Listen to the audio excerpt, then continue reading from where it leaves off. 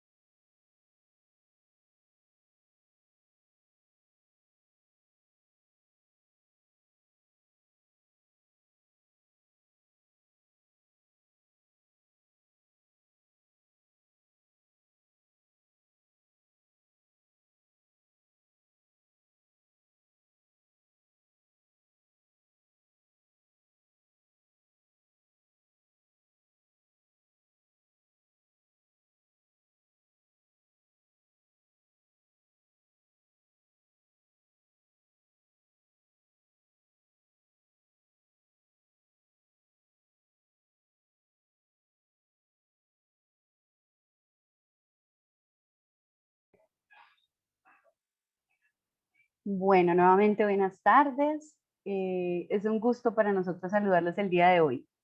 Yo creo que podemos ir iniciando. Doctora Manuela, ¿qué le parece?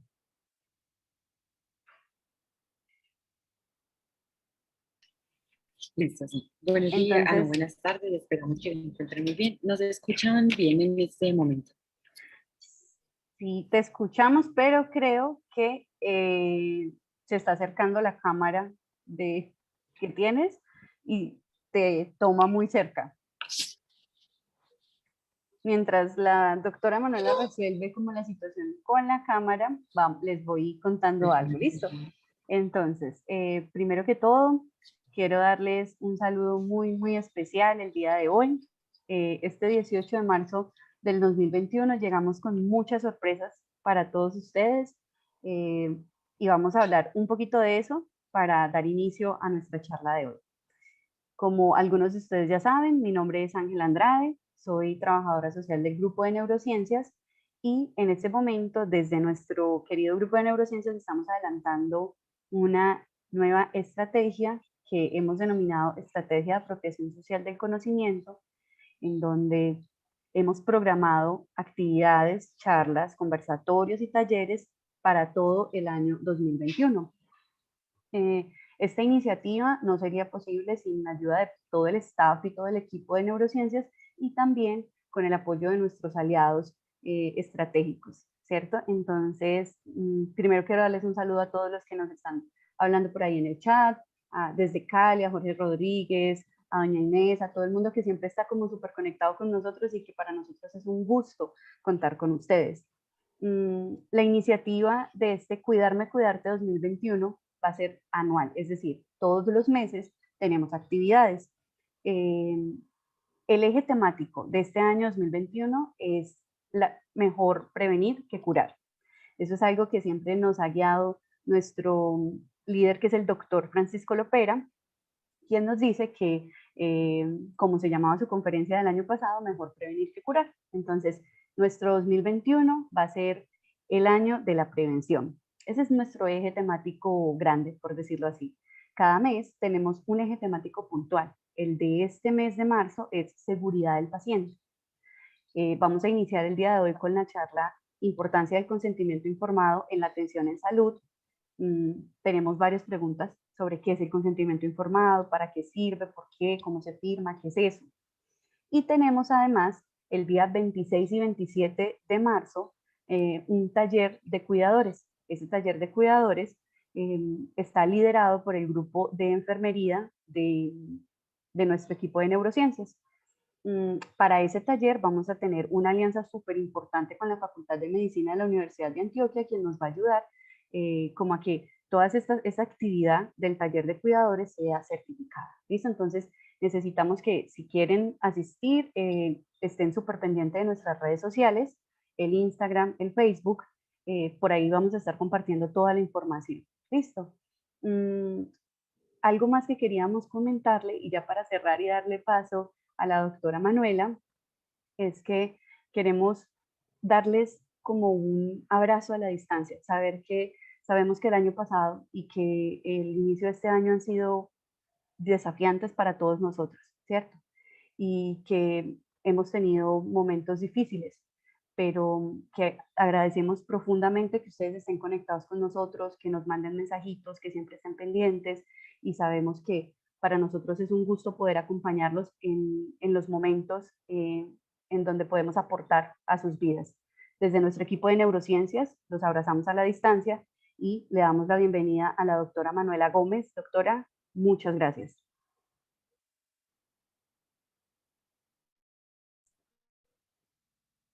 Ángela, muchas gracias. ¿Me escuchan bien? Sí, doctor David Aguillón, muchas gracias. Bueno, perfecto. Como lo mencionó Ángela, esta es la primera charla de todo un ciclo de conferencias que vamos a dar a lo largo del año. Este año nos embarcamos en la propuesta de ofrecerle a toda la población colombiana y a toda la población de otros países que nos siguen o siguen nuestro trabajo, un ciclo de conferencias basadas en prevención. Para nosotros este año es muy importante y en vez de celebrar un día del Alzheimer, queremos como reforzar todo lo que podemos hacer nosotros para prevenir la enfermedad de Alzheimer, y para ello preparamos todo un ciclo de conferencias anuales a lo largo de todo el año. Entonces, este mes, que es el mes de marzo, corresponde al mes de la seguridad del paciente. Y nuestra primera charla es la importancia del consentimiento informado en la atención en salud. Como ya algunos me conocen, mi nombre es David Aguillón, yo soy médico del grupo de neurociencias y me va a acompañar en esta charla la doctora Manuela Gómez, que también es médica del grupo. Antes de comenzar, quisiera que por los medios que estábamos transmitiendo, tanto por Zoom como por Facebook, cada uno de ustedes o los que se sientan motivados nos cuenten qué entienden por esa palabra de consentimiento informado, si alguna vez se han visto expuestos a un consentimiento, qué dificultades puede que hayan tenido con ello, para poder como intentar desarrollarlo a lo largo de la conferencia. Vamos a esperar un minutico a ver si se animan a escribirnos alguna pregunta o a comentar algo.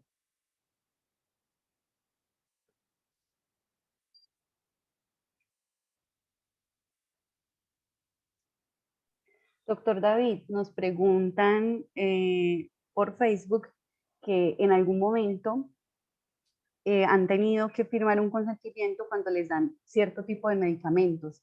Entonces, que un médico les ha mandado un medicamento y que les hacen firmar un como un papel para poder empezar a tomarlo. Muy bien. Mónica nos dice que el consentimiento informado es el certificado que da el paciente a su representante para hacerle un procedimiento. Y Lina María nos dice que es dar la autorización al uso de información personal o realización de algún procedimiento. Ahora, cuando ustedes han firmado estos documentos que llamamos consentimiento informado, ¿alguno de ustedes se ha detenido a leer qué información tiene, qué están autorizando?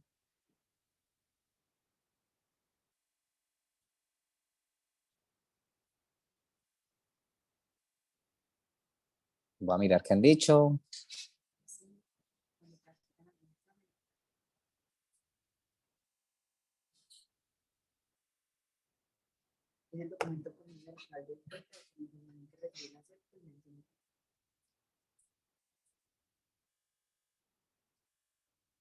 Muy bien. Entonces, vamos a empezar a pasar algunas diapositivas y vamos a empezar a hablar acerca un poco del consentimiento.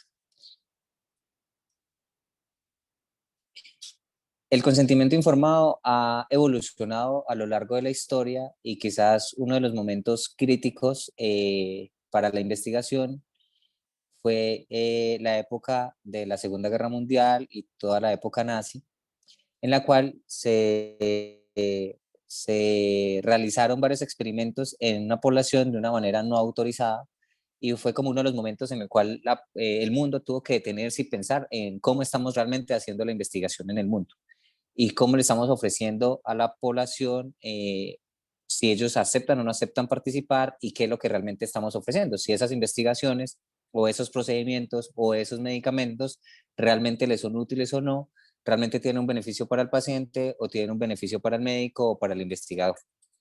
Entonces, a lo largo de la historia, iniciando con el Código de Nuremberg en 1947, se empezó a discutir acerca de los derechos que tenían las personas para participar en investigación y que no había una obligación de participar en ellas. Posteriormente, en el 48 se hizo la Declaración Universal de los Derechos Humanos y ya para esta época, digamos que se estandarizaron varias normas y varios criterios que debía tener toda la investigación en salud para, en general, para el mundo, para la población y para la investigación en humanos. Hablo específicamente de investigación en humanos. Ya más adelante, digamos que se ha explorado o se ha extrapolado gran parte de esta información para lo que es investigación en animales, pues sin embargo, todo este abordaje inició con investigación en humanos.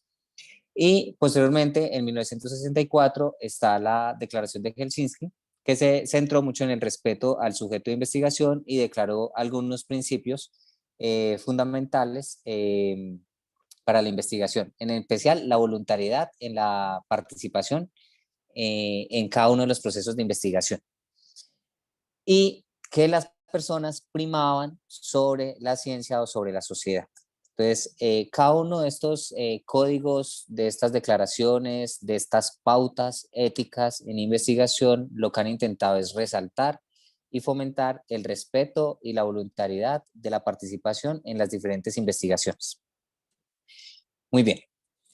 A pesar de esto, hasta este punto, la declaración de Helsinki, siguieron ocurriendo algunas situaciones en el mundo asociado a procesos de investigación que se hacían de manera incorrecta. Por ejemplo, continuar evaluando una población sin ofrecerles un tratamiento que ya ha sido habilitado. Eso digamos que no está bien éticamente. Si existe un tratamiento para una enfermedad, se debe ofrecer al paciente y darle la libertad para que él decida si quiere tomar este medicamento o quiere probar algún medicamento de investigación, pero sin ocultarle esta información. Entonces, uno de los principios importantes a nivel ético es no hacer daño. Y un gran principio ético es la autonomía. Y ese principio de autonomía es que usted, como paciente o como familiar, tiene todo el derecho de conocer claramente cómo es la investigación, cuáles son los procedimientos, cada procedimiento, qué riesgo tiene en usted y en la sociedad y en el ambiente, y usted libremente aceptar o no participar en esa investigación. Para eso se crearon unos comités de ética. Esos comités de ética, pasa la mano. Gracias. Esos comités de ética lo conforman un grupo de profesionales y también debe tener un representante de la sociedad. Ese representante de la sociedad que es alguien como ustedes o como nosotros, va a velar por el buen entendimiento de ese protocolo de investigación y va a velar por la seguridad y el correcto abordaje de esos proyectos o protocolos a los cuales los van a invitar a ustedes en un futuro. Asimismo, de tener un estadista, de tener un médico, de tener a alguien pues, de experticia en el área del cual están haciendo la investigación, etcétera. Pero quería resaltar la presencia de una persona de la comunidad general, porque cualquiera de ustedes podría ser llamado a participar en un comité de ética, por ejemplo, si así ustedes lo quisieran.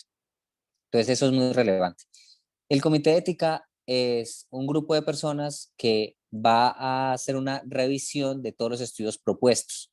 Uno no puede mandar un consentimiento sin pasar un protocolo. Es decir, yo no puedo tener simplemente un consentimiento y decirle usted firme acá sin tener un proyecto de investigación al cual lo estoy vinculando. Y la finalidad principal de estos comités de éticas es protegerlos a ustedes como participantes en la investigación en humanos y más allá de los intereses del investigador, de la ciencia, de los resultados, siempre va a prevalecer el respeto y la seguridad de cada uno de ustedes. El comité de ética no tiene por qué autorizar un procedimiento que considere que usted tiene un riesgo mayor al no exponerse a este tipo de investigaciones.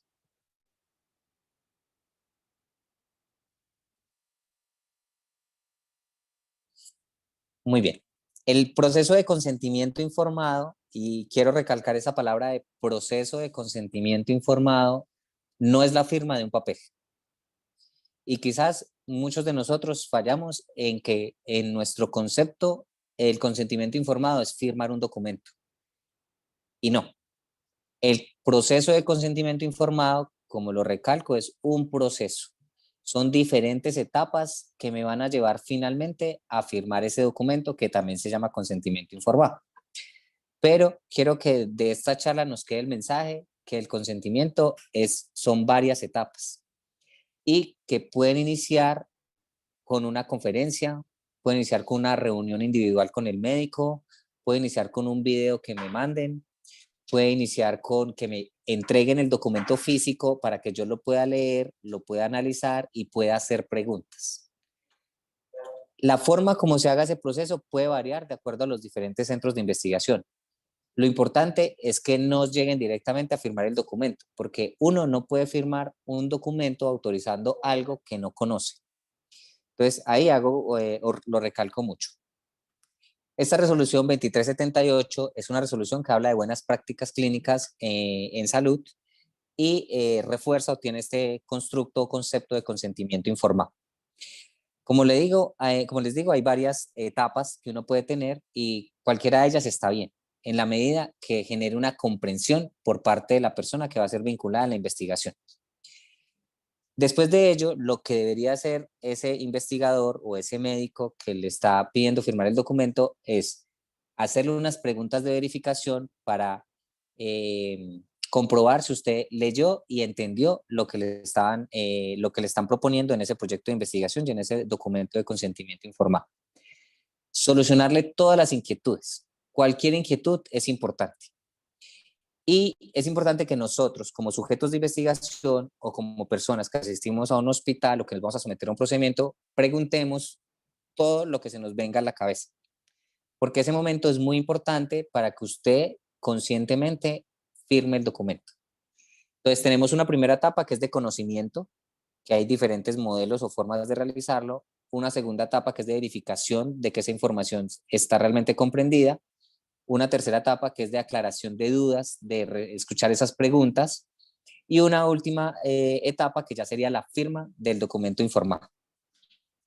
La firma de ese documento informado, que nosotros normalmente conseguimos como si fuera lo único de ese proceso de consentimiento informado, es simplemente la comprobación de que el proceso que he mencionado se realizó de una forma correcta, que sus dudas fueron aclaradas, que estuvo presente algunos testigos verificando que esa información se le dio a usted de una forma clara, veraz, oportuna y que se le aclararon todas sus inquietudes.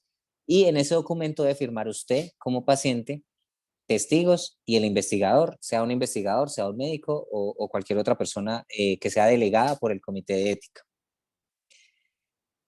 El proceso de consentimiento informado es un acto libre, no puede existir coerción absoluta, por parte del clínico o por parte de cualquier otra persona que esté involucrada en este proceso, usted como sujeto de investigación, como paciente, como participante, debe ser libre de decidir si quiere o no quiere participar. Hay momentos, y creo que ahorita lo nombrará Manuela, en los cuales, digamos, usted entra a un servicio de urgencias inconsciente, no logran contactar su familia, y en ese caso el médico tomará la mejor decisión que clínicamente considere que es mejor para usted. Y aceptará realizar un tratamiento que considere que le va a salvar su vida. Si el procedimiento no puede esperar a que usted recobre el conocimiento o llegue un familiar, se tiene que hacer eso. Pero si su vida está en riesgo, es el médico el que debe decidir. Pero soy claro en que es la única situación excepción en la cual otra persona, diferente a su núcleo familiar, a su representante o usted, va a tomar la decisión de participar en un procedimiento. De resto, siempre debe ser usted de forma libre el que debe decidir. Muy bien. Otra cosa muy importante, la competencia para decidir.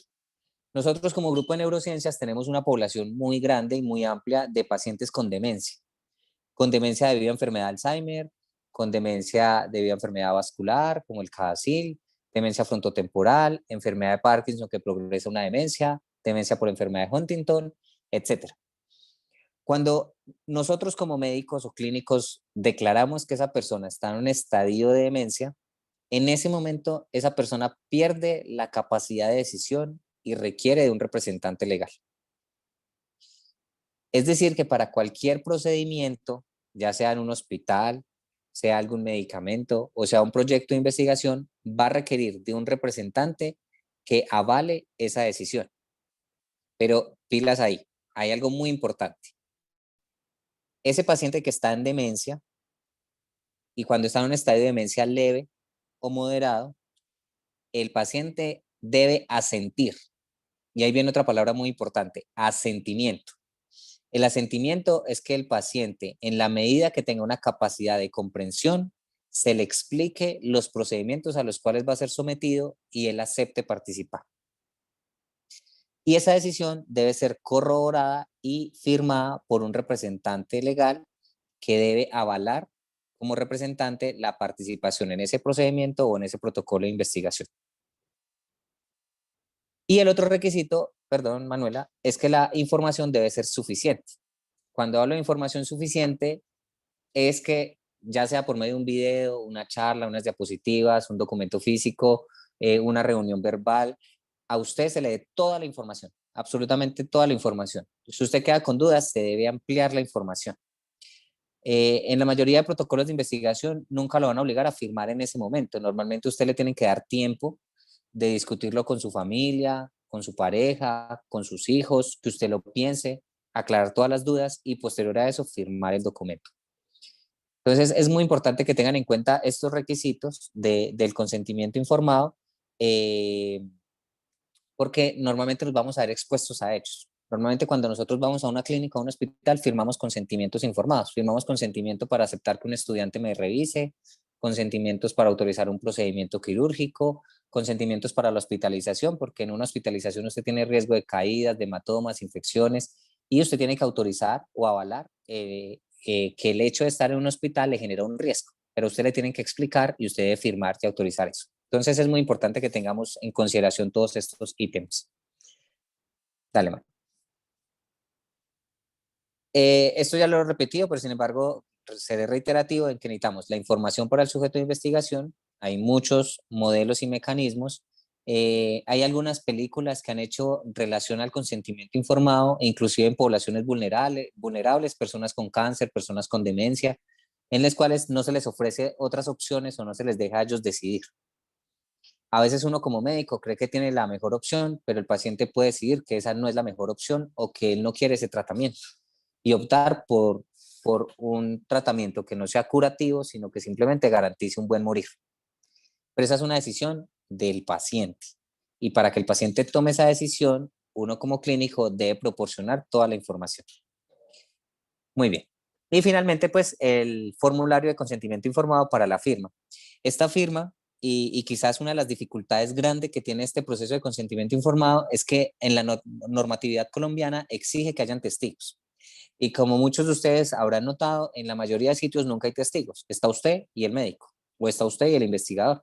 Pero realmente es una norma que hayan testigos y que esos testigos sean imparciales. El testigo no puede ser alguien que esté subordinado al investigador o a la persona que está haciendo el consentimiento. Y el testigo idealmente no deberían ser familiares suyos, sino personas imparciales que estén en esa discusión, en todo el proceso de información y que finalmente también firmen, verificando que el proceso se hizo de una forma transparente. Entonces ese consentimiento debe tener su firma.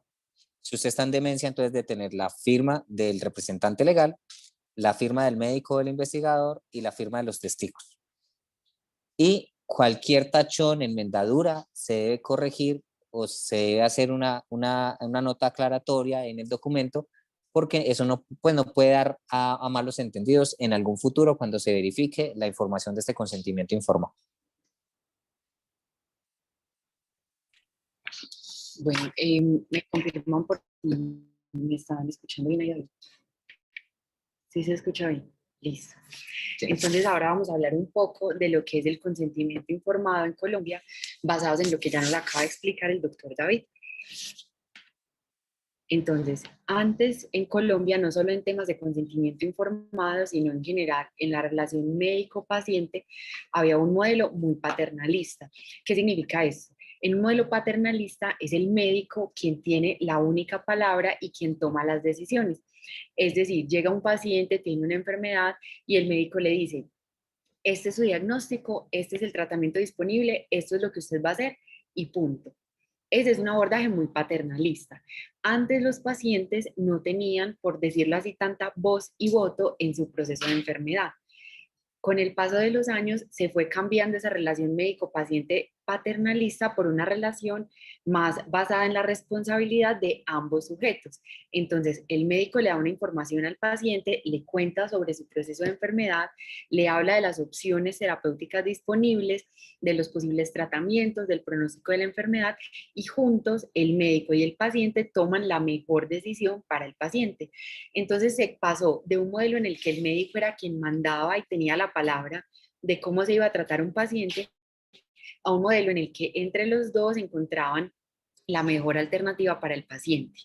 Cuando esto sucedió, entonces ya se le dio más importancia al proceso del consentimiento informado. Antes se decía, por ejemplo, este es el medicamento que usted debe tomar a estas dosis, listo.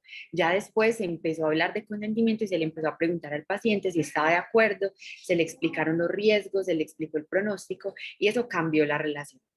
Entonces ya en este momento el paciente debe poder decidir de acuerdo con sus propios valores, con sus creencias, con sus expectativas, qué es lo que quiere de su proceso de salud y el médico debe estar ahí para acompañar esas decisiones. Es cierto que nosotros los médicos siempre damos la información de una manera que sea clara, pero siempre debemos procurar que el paciente nos asegure que entendió y que esté tomando la mejor decisión. Entonces, en la sentencia T401 del 94 empezó a hablar por primera vez de consentimiento informado aquí en Colombia. Y esta sentencia dice que toda persona tiene derecho a tomar las decisiones que determinen el curso de su vida. Esta posibilidad es una manifestación del principio general de libertad consagrada en la Carta de Derechos como uno de los postulados esenciales del ordenamiento político constitucional. Resumido eso, nuestra Constitución nos da el derecho de que seamos nosotros como pacientes quienes tomemos todas las decisiones que van a determinar el curso de nuestra vida. Antes era el médico, ahora debe ser el paciente guiado por el médico. Y ese derecho que yo tengo es de aceptar o de denegar o de rechazar aquello que se me propone después de que me dan la información adecuada. Entonces, eso me imagino que ya lo han vivido, si han consultado alguna vez o han tenido que aceptar, por ejemplo, una cirugía o un tratamiento.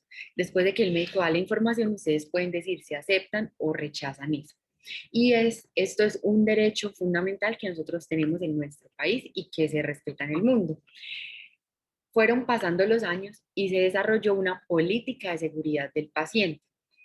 Entonces, el objetivo de las políticas de seguridad del paciente es prevenir que ocurran situaciones que pongan en riesgo la seguridad de los pacientes, reducir y, si es posible, eliminar los eventos adversos de forma que hayan instituciones seguras.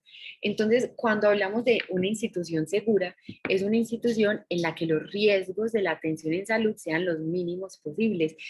Y en estas políticas de seguridad del paciente, entonces ya no solamente es un consentimiento informado. Estos lineamientos para la política de seguridad del paciente incluyen muchos temas. Por ejemplo, ¿cómo voy a reducir la presentación de infecciones asociadas a la atención en salud? ¿Cómo voy a reducir los riesgos asociados a la dispensación de medicamentos? ¿Cómo voy a reducir los riesgos asociados o las complicaciones de procedimientos, por ejemplo, quirúrgicos o de procedimientos menores? Y la idea es que todas las instituciones de salud sean lo más seguras posibles para los pacientes. Incluso estas políticas de seguridad hablan de cómo reducir el cansancio del personal de salud, porque eso también pone en riesgo a los pacientes. Y una de las políticas de seguridad del paciente es garantizar la funcionalidad del procedimiento del consentimiento informado. Entonces hay una guía técnica nacional que todas las personas que tienen que ver con salud deberían conocer, en la cual se explica paso por paso qué es un consentimiento informado, cómo se debe realizar, a quiénes se le debe realizar, cómo vamos a verificar que se esté realizando de la manera correcta y que se vuelva una cultura del consentimiento informado. Entonces miren que el consentimiento es tan importante que hay una guía técnica nacional desde el 2010 que, por decir así, obliga a todas las instituciones en salud y a todas las personas que trabajan en salud a conocerla y a aplicarla. Entonces, para resumir todo lo que les hemos hablado de consentimiento informado, queda esta diapositiva. Entonces, lo más importante es que sea un procedimiento que sea voluntario, ¿cierto? La voluntariedad en el consentimiento informado es lo más importante. Debe ser libre, debe ser el paciente quien, después de recibir la información, decida libremente, como dijo el doctor David, sin coerción, sin que nadie lo esté obligando, sin que se sienta presionado, digamos, económicamente o emocionalmente. Debe ser el paciente quien decida si va a aceptar o va a rechazar la intervención que se le está proponiendo. Y el consentimiento no es solamente para investigación. El consentimiento se debe dar para todo. Por ejemplo, para acciones preventivas. Si voy a ingresar a un paciente, por ejemplo, digamos que yo estoy en mi EPS y voy a ingresar al paciente a un programa de prevención cardiovascular, el paciente debe dar el consentimiento y decir, estoy de acuerdo en ingresar a este programa, o debe decir, no, no me interesa ingresar al programa. Entonces, aplica para la prevención. Aplica para el diagnóstico. Cuando a un paciente se le va a realizar, por ejemplo, una tomografía o una resonancia o una endoscopia, cualquier procedimiento diagnóstico, se le explica en qué consiste el procedimiento, cuáles son los riesgos de ese procedimiento diagnóstico, cuál es el beneficio del procedimiento diagnóstico, y el paciente debe decir si acepta o no que se le realice ese procedimiento diagnóstico. Aplica también para la terapia. Y la terapia no es solamente los medicamentos, también hay terapias no farmacológicas. Entonces, lo normal es que uno vaya a consulta, le manden un medicamento y uno no firme un documento en el que diga, sí, yo acepto tomar este acetaminofén, pero en la consulta médica los médicos siempre explicamos, o deberíamos hacerlo, le vamos a mandar este acetaminofén para el manejo de su dolor, los efectos adversos pueden ser estos, el beneficio es este, ¿usted está de acuerdo? Sí. Y en las notas, los médicos escribimos, en todo eso que escribimos en la historia clínica, el paciente entiende y acepta. Y eso es válido como el consentimiento informado de que se le explicó al paciente el medicamento, los riesgos, los beneficios, y el paciente aceptó tomar el medicamento. El consentimiento también aplica para la rehabilitación.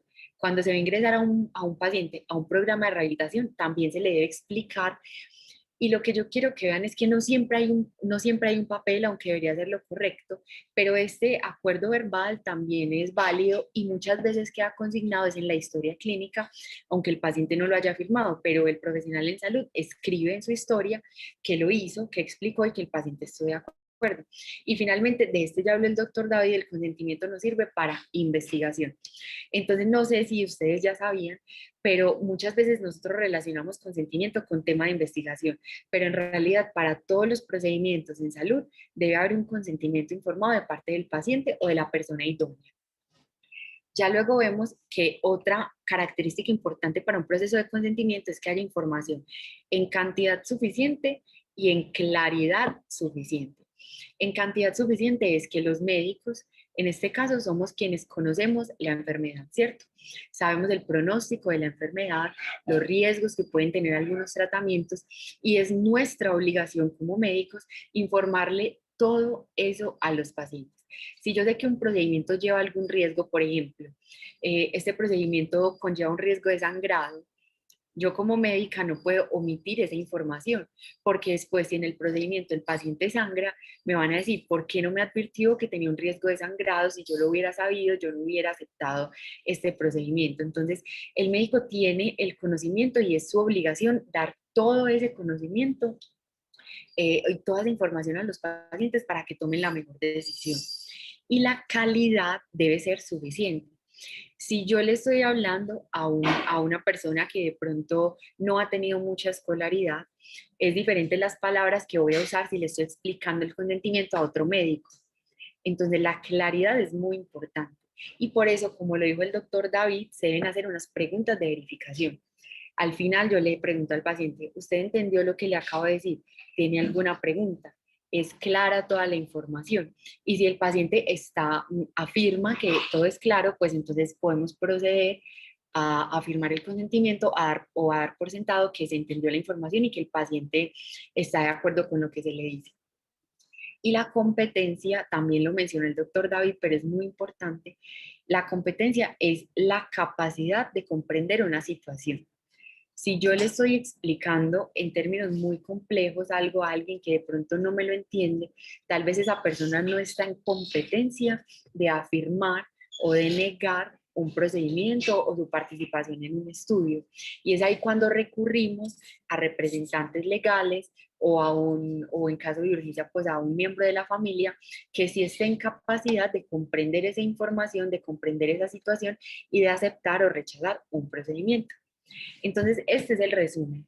Queremos dejar muy claro la importancia del consentimiento informado porque es un derecho que todos tenemos como pacientes y es un deber de todos nosotros como profesionales en la salud comunicar siempre con información clara y suficiente a los pacientes antes de que acepten cualquier procedimiento. En los comentarios que veíamos ahorita, algunos de ustedes decían, la verdad es que no lo leo del todo, y otros decían, la verdad es que no hay tiempo de leerlo. Pero la verdad es que deberían leerlo del todo y deberíamos sacar el tiempo. Así los profesionales en salud tengan mucho afán, porque a veces nuestra vida está muy afanada, nosotros deberíamos darles el tiempo suficiente para que puedan leer toda esa información que está en el papel o para que puedan hacer todas las preguntas antes de firmar. Sabiendo esto, ya ustedes, si se enfrentan a una situación en la que van a firmar un consentimiento, van a tener bases para decir, la explicación que me dio el médico es suficiente, yo voy a firmar, o tengo algunas dudas, por favor me las soluciona, porque ya saben que están en todo su derecho de reclamar esa información. Entonces ahora el doctor David nos va a explicar unos casos especiales y qué se haría en esos casos con respecto al consentimiento. Bueno, en este caso está apenas para una pregunta de Alexandra Chavarriaga, que nos hizo en Facebook, si el paciente tiene Alzheimer, ¿qué procedimiento debemos seguir? Pues como lo mencioné ahorita, hay unos casos especiales y hay unas pautas que se llaman las pautas SIOMS, que intentó especificar qué debemos hacer con poblaciones vulnerables. Poblaciones vulnerables, llámese niños, llámese personas con demencia o capacidad disminuida para tomar decisiones, por ejemplo, un niño que tenga una discapacidad cognitiva desde la infancia y que ya esté en una adulta, pero sigue con esa discapacidad cognitiva, entonces no va a ser capaz de tomar una decisión en algunos casos. Personas en la cárcel o privadas de su libertad, u otras poblaciones vulnerables, ¿cierto?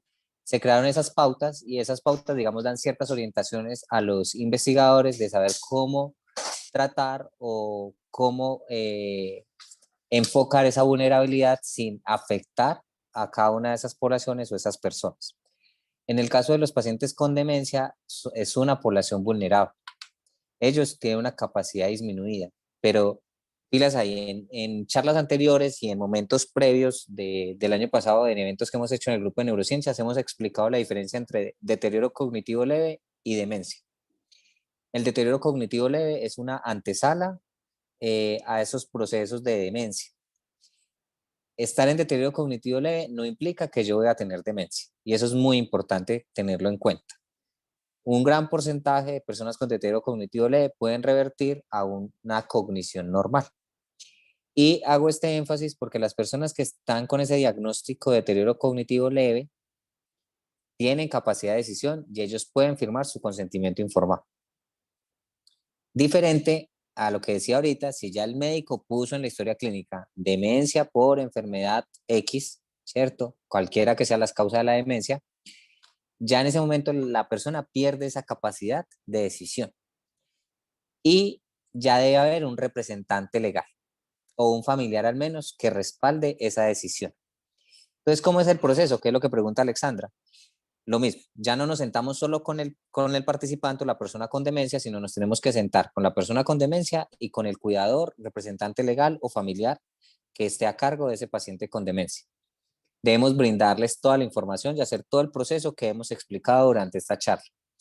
Aclarar las dudas y permitir el asentimiento. Pilas porque los pacientes con demencia en estadio leve y moderado tienen cierto grado de comprensión y al menos de entender si voy a tomar una muestra de sangre, si le voy a hacer una evaluación médica, si le voy a examinar, si le voy a tomar la presión, y todo eso son procedimientos que él debe aceptar.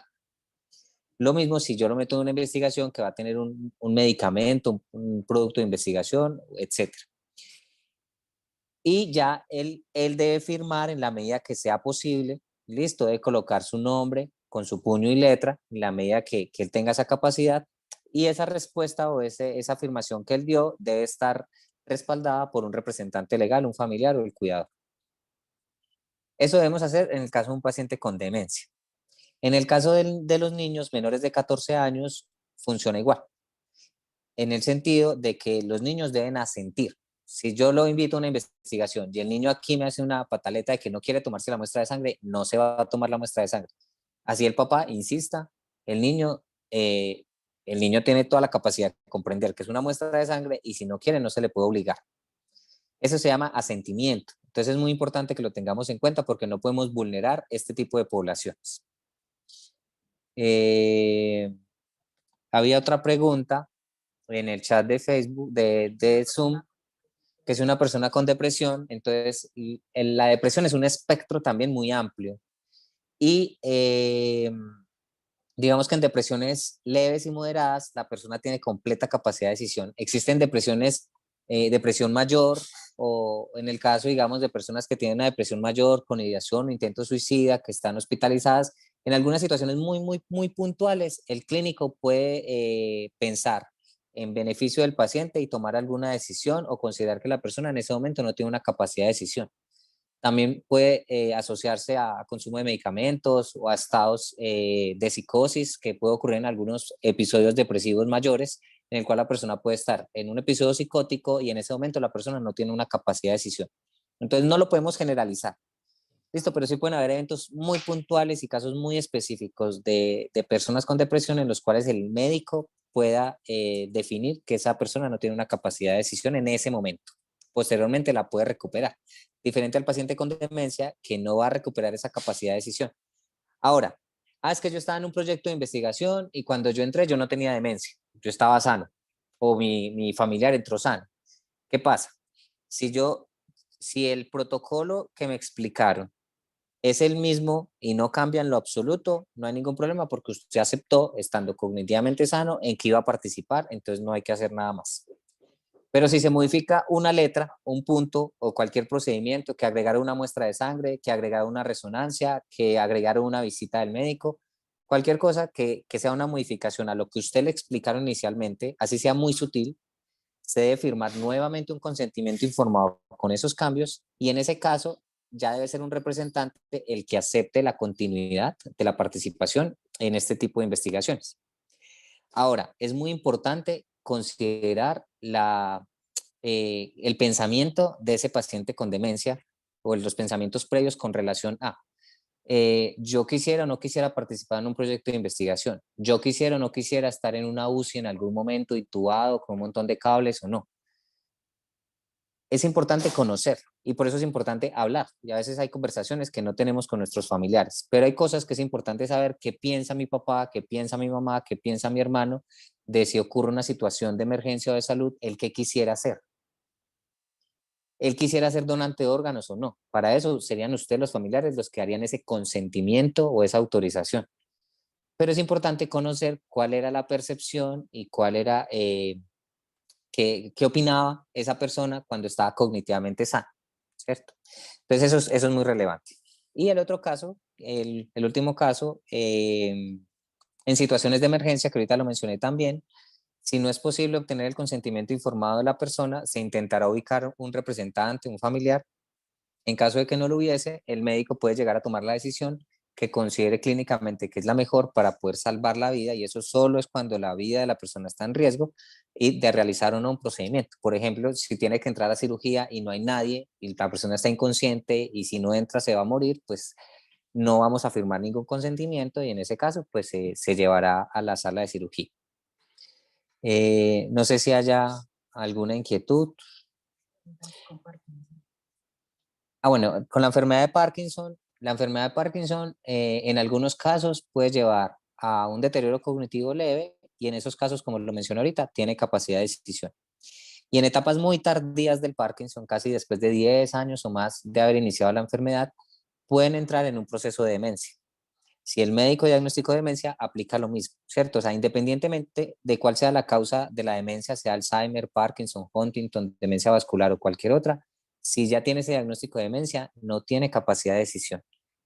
Y no hablo solo de cosas en investigación, sino también lo que explicaba la doctora Manuela, es que hay que hacerle una endoscopia porque tuvo un sangrado. Eso es un procedimiento que requiere una autorización. Listo. No sé si hay alguna otra duda. A ver si No, yo como paciente del médico o todas estas cosas, ¿cuál es la ley a la que podemos acceder como paciente? No, la doctora Manuela les mencionó varias durante la charla. Hay varias resoluciones de buenas prácticas clínicas, de investigación o inclusive pues de atención en salud o asistencial. No pensemos como qué vamos a hacer contra el médico, sino pensemos qué podemos exigir nosotros o cuáles son nuestros derechos como pacientes. En ese sentido, pues si yo estoy firmando un consentimiento, pues nunca debe haber afán, excepto pues que la vida del paciente esté en riesgo, pero de resto pues no hay afán para hacer una endoscopia o no hay afán para un procedimiento ambulatorio, ¿cierto? Hay muchas cosas que usted puede aclarar todas las dudas. No espere a que pase la complicación para preguntar por qué no le explicaron algo. Entonces, por eso hablamos de que el consentimiento informado debe tener una información suficiente y una excelente claridad sobre el tema y que a usted, lo más importante es que a usted, porque el médico o el investigador va a tener claridad absoluta de lo que le está explicando, pero si usted no entiende un término, es importante que lo pregunte. Si usted no entiende qué medicamento es, qué hace el medicamento, si usted no entiende, es que lo estoy invitando a una terapia física, pero la terapia física tiene el riesgo de caída y la caída de una fractura y de una discapacidad a largo plazo. Son cosas que usted tiene que conocer y que usted debe aceptar. Entonces, no piensen qué hacer después de que no me hayan dicho la información, sino pensemos en medio del proceso, yo qué debo exigir como paciente o participante de un proyecto de investigación. Por ejemplo, si es para una cirugía y se está en la cita con anestesia y no hay tiempo suficiente, igual hay un documento siempre que explica, por ejemplo, la cirugía. Entonces, una opción sería decirle al médico en ese momento que si le regala más tiempo, otros 10, 15 minutos, se puede de pronto salir del consultorio, el médico puede pasar al siguiente paciente, evaluarlo y mientras ese tiempo uno puede leer con mayor claridad el documento antes de firmarlo. Entonces, como lo dice el doctor David, es un derecho, no se trata pues como de ponernos en contra del personal de salud, pero sí de decir, manifestar abiertamente, no he entendido el procedimiento, necesito más tiempo o necesito hablarlo con alguien si es el caso, o necesito informarme y luego proceder a la firma. Yo entiendo que a veces hay consultas solo de 20 minutos, pero cuando son cosas así que son muy relevantes, por ejemplo, no sé, supongamos iniciar una terapia, supongamos mandar algo para el dolor, no es como un procedimiento tan grande, pero si van a empezar, no sé, una quimioterapia o un medicamento que es nuevo, esas consultas generalmente tienen más tiempo para poder explicar a mayor profundidad eso.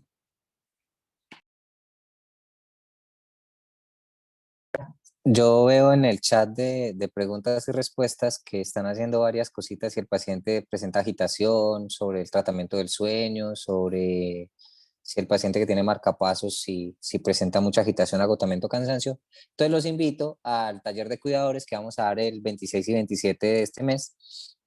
Son 2 jornadas muy interesantes donde vamos a abordar todos estos temas que ustedes están preguntando. No sé si hay alguna pregunta, Manuela o Ángela, que no hayamos resuelto acerca de este proceso de consentimiento informado.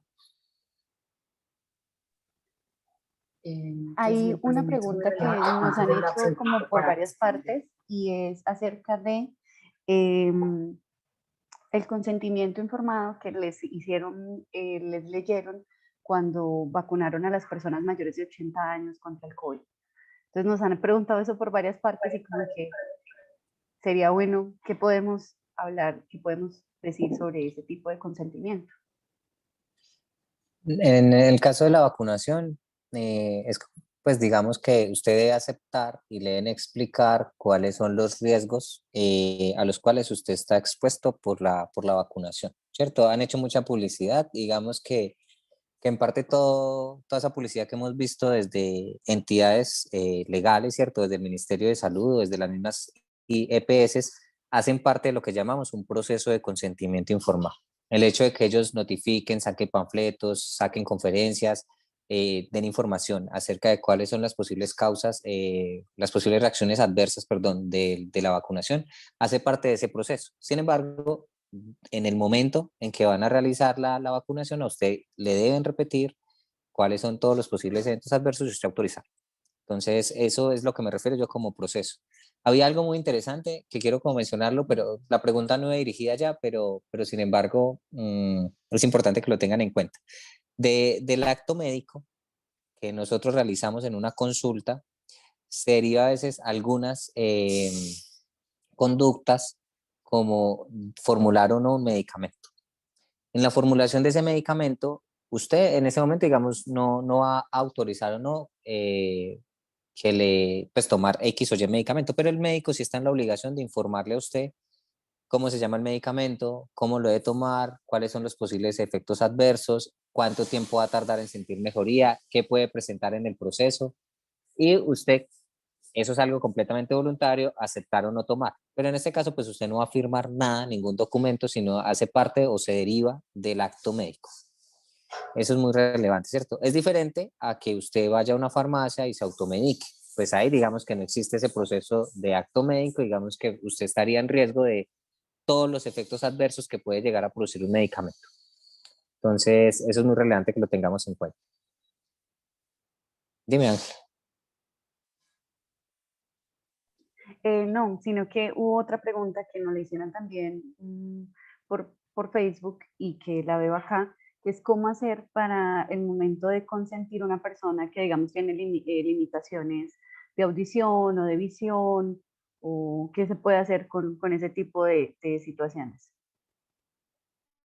Bueno, en eso nos referíamos también a situaciones especiales o vulnerabilidad que puede tener el paciente y hay diferentes estrategias, ¿cierto? A algunos les gusta leer el consentimiento completo, a otros les gusta mandar videos, al otro les gusta hacer una conversación, hacer una presentación en PowerPoint, hacer dibujos y explicarle dibujándole en un papelito.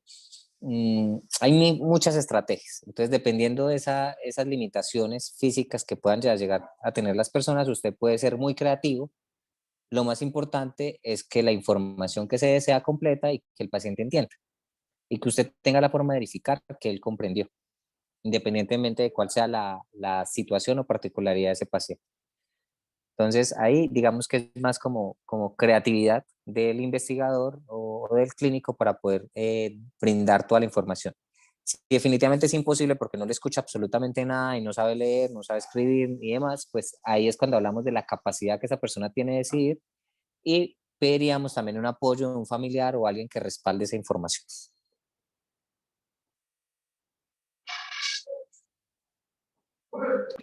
Hay otra pregunta. Acá hay otra pregunta. Ah, bueno, no, más bien como una observación. Apagaste tu micrófono. David, apagaste tu micrófono. Hay una observación y es aclararle a las personas que en cualquier momento pueden retirar su consentimiento de participación en una investigación y eso no es motivo para sanciones o represalias, es completamente cierto. Nosotros siempre que ingresamos a alguien aquí a una investigación le decimos que es voluntaria la participación y en cualquier momento se pueden retirar. Tenemos estudios que duran muchos años y el participante ingresa por decir, hoy es un estudio que se planea a 5 años.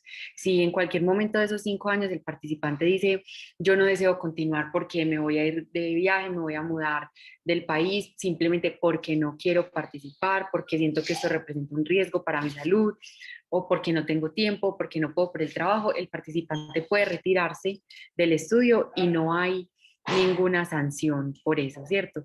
También, por ejemplo, lo mismo pasa con una cirugía. Si uno da el consentimiento, pero antes de entrar al quirófano sucede algo que hace que la persona cambie de opinión, también se puede retirar un consentimiento. O sea, un consentimiento no obliga a que, listo, si usted ya, por ejemplo, dio el consentimiento para donar sangre y en el momento en el que ya van a hacer la canalización le dio mucho miedo, entonces ya lo obligan y lo amarran y tiene que donar sangre, eso no es cierto. Entonces el consentimiento se puede retirar en cualquier momento. ¿Qué pasa? Para eso es que debería ser un consentimiento con información suficiente, de modo que no se tenga que llegar a ese extremo, por ejemplo, de estar a punto de una cirugía y el paciente retirar el consentimiento o una situación parecida. Ahí para complementar, usted tiene varias opciones cuando quiere retirarse de una investigación y el investigador, especialmente hablo de investigación, el investigador se las puede ofrecer. Una es anonimizar los datos, es decir, dejar toda la información clínica o la investigación o las evaluaciones que le hayan hecho, pero quitar todos los datos que lo identifiquen a usted como el paciente. Es decir, dejar solo como los puntajes o las pruebas o la información muy puntual de la investigación.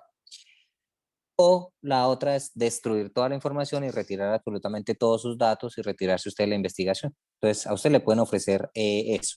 En el caso, por ejemplo, de muestras biológicas, lo que nosotros ofrecemos a los participantes es incinerar la muestra y entregarle un acta de incineración de esa muestra de sangre, por ejemplo, ¿cierto? Entonces, eso es importante que se le aclare al paciente y eso debe estar registrado o documentado dentro del consentimiento informado. Así como también dentro de ese documento de consentimiento de estar cómo o cuáles son los canales en los cuales usted se puede contactar si durante el proceso de investigación usted tiene alguna inquietud. Si usted considera que algo no está bien hecho o si usted se vio vulnerado por alguna manera, ¿cómo usted puede contactar tanto al comité de ética o a los investigadores para aclarar cualquier duda? Eso también debe estar explícito en el documento de consentimiento informado. Y algo muy importante es que usted debe tener una copia de ese consentimiento. Se me nos ha olvidado decir eso. Dentro de la normatividad también está explícito que usted lo firma el investigador, lo firman los testigos y a usted como paciente o como participante le deben entregar una copia del documento para que usted la guarde y para que la tenga de respaldo y también para que pueda consultarla en cualquier otro momento. Acá hay otra, y es si el procedimiento es relevante, cuánto es el lapso de tiempo para responder. Entonces, ahí sí es un poco complicado porque como lo hemos hablado a veces, las EPS restringen el tiempo de consulta porque hay varios pacientes esperando y, por ejemplo, uno no se puede quedar una hora explicando un procedimiento a un paciente porque entonces se atrasan todos los pacientes de ahí para allá. Lo que yo sugeriría en ese caso es, si la información no quedó clara, hablarle al médico en ese momento y decirle que va a pedir otra cita en la cual se va a tomar una decisión. Es decir, si yo en una consulta le digo como que vamos a empezar un tratamiento que requiere el consentimiento porque tiene muchos efectos adversos o algo, hablando por ejemplo de una quimioterapia o de una radioterapia, y hay apenas 20 minutos, se puede llegar al acuerdo con el médico de, no, pues permítame, yo voy a mi casa, lo pienso, me informo, leo la información que ustedes me comparten y en una próxima cita dar el consentimiento para acceder a ese procedimiento. Y hay un par de preguntas que yo creo para terminar, Ángela. Lo que repetí ahorita, en el caso de personas sordomudas, aplica como una población vulnerable. Y ahí juega la creatividad del investigador, ¿cierto? Con imágenes, formas de explicar, escribir, no sé. Hay muchas cosas que el investigador puede hacer para que la persona que tiene una capacidad visual, al menos por medio de esas filminas, logre comprender lo que usted le está intentando explicar. Obviamente son situaciones muy complejas, pero de alguna manera, y en esos casos valdría la pena tener un respaldo de un familiar o alguien que esté acompañando todo ese proceso y pueda como dar fe de lo que usted le explicó. Y Mauricio nos decía algo muy importante, en todos los procesos de investigación nunca puede haber una coerción. Y una coerción es plata, una coerción es, pero yo le doy los medicamentos de aquí en adelante, o yo le doy citas de aquí en adelante si usted participa. Eso es coercionar al paciente o al participante y eso está prohibido. Listo, entonces eso también que quede muy claro y gracias Mauricio pues por mencionarlo. Ahorita hay otra charla, entonces yo creo que debemos como parar. Muchas gracias a todos. No sé si Ángela tenga algo más que mencionar. Bueno, muchas gracias, doctor David Guillot, muchas gracias, doctora Manuela Gómez. Creo que este es un tema muy, muy importante para todos los que en algún momento somos pacientes y queremos ser responsables con nuestros procesos médicos y también pues saber cuáles son nuestros derechos y cuáles son nuestros deberes en la consulta médica. Creo que este ha sido un buen inicio para nuestro año 2021. Cuidarme, cuidarte 2021, mejor prevenir que curar. Recuerden que vamos a tener actividades durante todo el año y que cada mes va a tener un eje temático diferente. El mes de marzo es seguridad del paciente y vamos a tener esta actividad que acabamos en este momento. Ahora tenemos un grupo de apoyo con la doctora Camila Úsuga, que es una psicóloga que nos va a hablar sobre el manejo del estrés en pandemia. Ahora en el chat les voy a dejar el enlace para que se puedan conectar. Esa actividad es por mí. ¿Listo? Entonces ya en este momento están saludando y dando apertura. Les recuerdo que tenemos el taller de cuidadores de 2 jornadas, el 26 y 27 de marzo. También va a ser por Zoom. Les estaremos informando, les estaremos mandando como los enlaces a cargo de los profesionales del grupo de neurociencias y en alianza con la Facultad de Medicina de la Universidad de Antioquia. Estaremos informándolos. Recuerden que para nosotros es muy importante contar con toda la participación de ustedes. Síganos en nuestras redes sociales, Facebook Grupo de Neurociencias de Antioquia y en Instagram @neuroudea. Eso creo que sería todo por hoy. Muchas gracias a ustedes por participar y ya les voy a dejar el enlace en el chat. Que tengan una excelente tarde. Muchas gracias, que estén muy bien. Hasta luego. Muchas gracias. Feliz tarde.